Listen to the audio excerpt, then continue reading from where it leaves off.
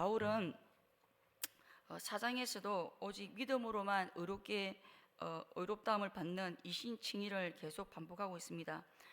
바울이 이 이신칭의를 계속 반복하는 이유는 아마도 이 구원의 교리에 대해 반박하고 반대하는 그 유대인들을 염두에 두고 그들의 반박을 잠재우기 위한 목적과 또 공로주의 중독증에 빠져 있는 자들로부터 공로와 행위라고 하는 이 독소를 제거하기 위한 목적 때문일 것입니다.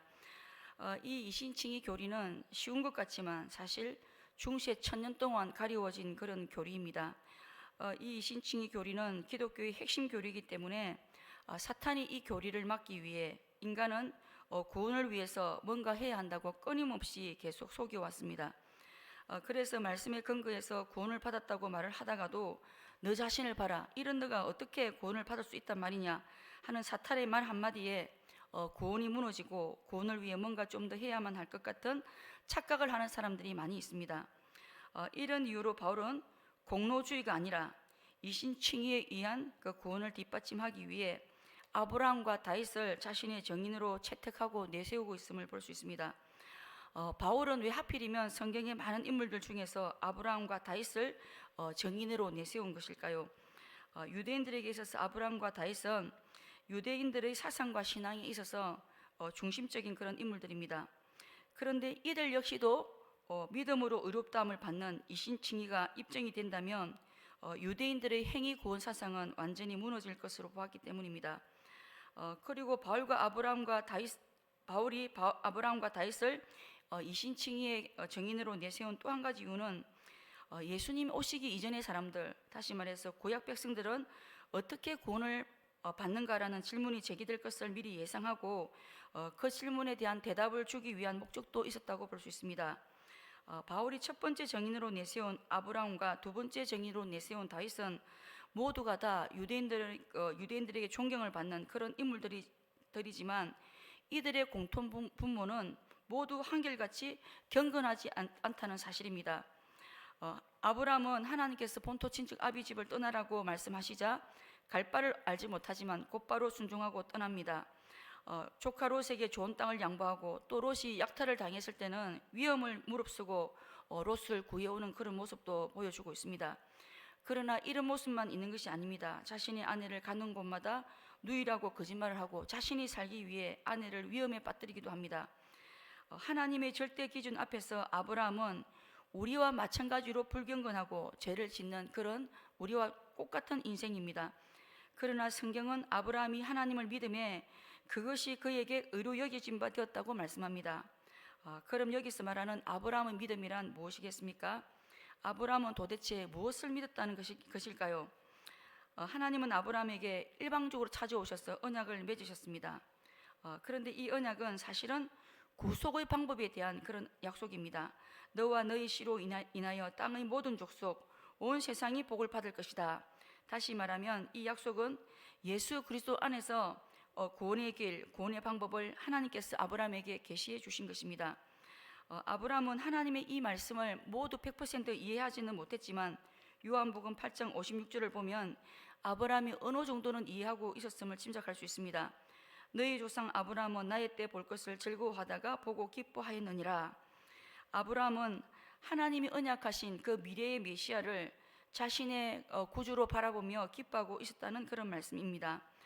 다시 말해서 아브라함이 하나님을 믿음에라는 이 말씀은 아브라함 역시도 우리와 똑같이 경건하지 않은 자이지만 하나님의 약속대로 육신의 몸을 입고 이 땅에 태어나실 하나님의 독생자의 그 공로에만 자신의 구원이 전적으로 달려 있다는 사실을 믿었다는 말입니다. 따라서 아브라함 역시도 그 믿음으로 인해 어렵게 여김을 받게 된 것입니다. 바울이 두 번째 정인으로 내세운 다윗은 사실 자랑할 것이 훨씬 더 많은 사람입니다. 골리앗을 죽인 영웅에다가 왕들 중에서도 가장 위대한 왕으로 존경받는 사람입니다. 하지만 또 다른 한편으로는 다윗 왕 역시도 간음을 행하고 또 음모를 꾸며 살인까지 하는 그런 죄성에 눌려 있었던 인물입니다. 그런데 다윗은 시편 32편을 인용하며 복 있는 사람이 누구인지를 노래하고 있습니다. 다윗은 범죄하지 않은 사람들, 하나님의 말씀에 순종하고 죄를 짓지 않은 사람이 복이 있다고 말하지 않습니다. 다윗은 자신이 범죄를 저질렀던 그 죄인이라는 사실을 누구보다 잘 알고 있지만 주께서 그 죄를 인정하지 아니할 사람이기 때문에 바로 자신이 복되다고 고백하고 있습니다. 죄를 짓고 용서받는 것이 복되다는 사실을 누가 가장 절실히 느끼겠습니까? 집에 계신 부모님께 잘못해서 용서받는 사람과 또 사형 집행받은 사람이 특사로 사형이 면제되게 된다면 그 용서의 기쁨과 감격은 비교할 수가 없는 것입니다. 다윗은 비록 살인죄를 범하였고 그 죄에 대한 책임이 있지만 하나님께서 하나님의 죄의 장부에서 자신의 죄를 완전히 삭제해 주시고 여기서 더 나아가 그리스도의 의를 다윗의 의로 개선해 주셨기에 다윗은 자신을 복되다고 한 것입니다. 다윗의 이 고백을 통해 우리는 이신칭의를 통해 주어지는 이 죄용서의 은혜가 어떤 것인지를 볼 수 있습니다. 죄사함이란 죄를 가려주신다고도 말을 하지만 이 정도에서 그치는 것이 아니라 우리의 모든 죄들, 한두 가지 죄가 아니라 모든 죄들이 모조리 영원히 삭제가 된 것입니다. 그러므로서 죄 용서를 완벽하게 보장받고 영원히 보장해 주신다는 의미입니다. 하나님은 너무나도 확실하게 완벽하게 우리의 죄 문제를 해결해 주셨다는 사실입니다. 하나님께서 우리의 죄를 이 정도로 완벽하게 처리해 주시는 이유는 하나님께서 우리 모두의 죄를 취하여 자신의 아들에게 완전히 전가시키시고 또 짊어지게 하셔서 예수님 안에서 십자가를 통해 우리의 모든 죄를 이미 다 심판하셨기 때문입니다. 죄값이 이미 다 지불이 되었고 처리가 되었기 때문에 더 이상의 거뭇이 필요가 없는 것입니다.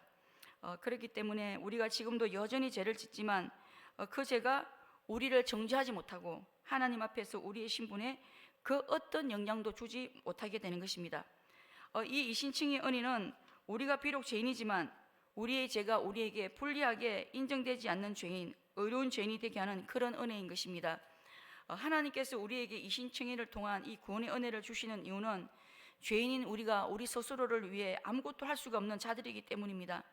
하나님께서 우리를 일방적으로 불쌍히 여겨주시지 않고 용서해 주시지 않고 사랑해 주시지 않으면 그 어떤 방법으로도 구원의 길이 없기 때문인 것입니다. 아브라함과 다윗을 통해 우리가 깨닫게 되는 사실은 하나님은 우리의 불경건함에도 불구하고 예수 그리스도를 붙드는 그 믿음 하나만 보시고 불경건한 자를 의롭다고 여겨주신다는 사실입니다. 사실 우리는 여전히 죄인이기 때문에 때때로 죄를 지어 쓰러지기도 하고 자신의 죄가 용서 안 될 정도로 깊은 죄의 구렁텅이에 떨어질 때도 있습니다. 하지만 우리가 이런 순간에도 붙들어야 할 말씀이 있다면 이를 아니할지라도 경건하지 아니한 자를 의롭다 하시는 이를 믿는 자에게는 하나님께서 그의 믿음을 의로 여겨주신다는 바로 이 말씀입니다.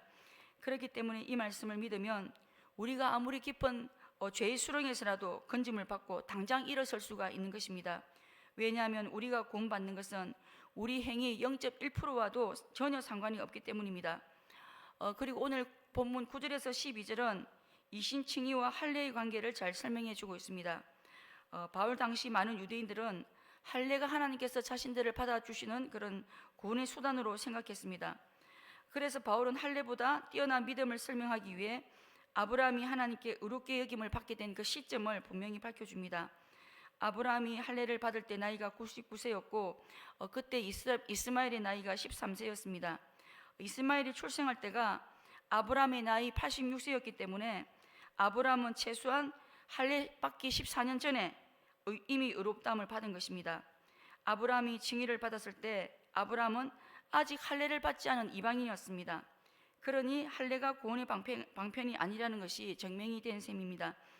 그런데 아브라함이 할례 시에 의롭다함을 받은 이것은 유대인들과 비유대인 모두에게 의미가 있다고 볼 수 있습니다. 아브라함이 무할례 시에 의롭다함을 받았기 때문에 할례 없는 비유대인들도 아브라함과 동일한 그 믿음으로 같은 경험을 할 수가 있고 또 할례를 받은 유대인에게는 육신의 조상이 할례가 아니라 믿음으로 의롭다함을 받았기 때문에 그들도 아브라함의 자취를 따라 믿음을 추구해야 한다는 의미를 주고 있기 때문입니다. 말씀을 맺겠습니다. 불경건한 자를 의로 여겨주시는 이 이신칭의 복음 앞에서 우리의 행위를 내세우고 공로주의에 빠지는 그런 어리석음이 있어서는 안 되겠습니다. 그리고 그리스도를 통해 주어진 이 죄사함의 은혜에 대해 우리가 얼마나 감격하고 있는지 다시 돌아보며 죄로 인해 마귀의 정죄를 받을 때도 불경건한 자를 믿음으로 의롭다 하시는 이신칭의의 복음을 붙들고 다시 일어설 수 있어야겠습니다.